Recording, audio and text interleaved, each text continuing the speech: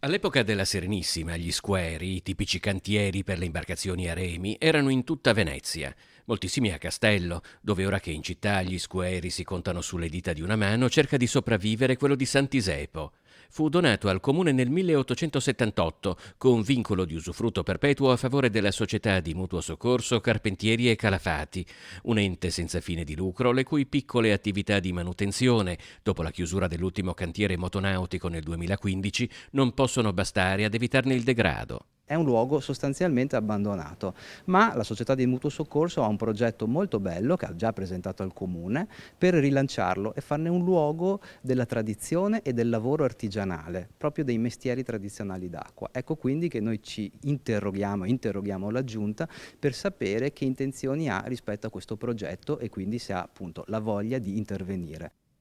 Nell'interrogazione sottoscritta da tutti i consiglieri PD, Giuseppe Sacca ricorda che la nuda proprietà di questi 800 metri quadri è del comune e al comune spetterebbero quindi gli interventi di manutenzione straordinaria. Quanto ci vorrebbe per salvare quello che alla fin fine è un patrimonio anche culturale identitario della città di Venezia? Allora, si parla di un progetto di 1,5 milioni di euro più IVA, 2 milioni, quindi una cifra sicuramente importante, ma sappiamo benissimo che il Comune può affrontare queste spese per stralci, quindi in più anni, e comunque il Comune si può anche far promotore per trovare investitori privati o anche rispetto ad altre istituzioni. Insomma, 2 milioni di euro, certo non è una cifra da poco, soprattutto in questo momento storico, ma non è una cifra introvabile, soprattutto per rilanciare un luogo del genere in questa città.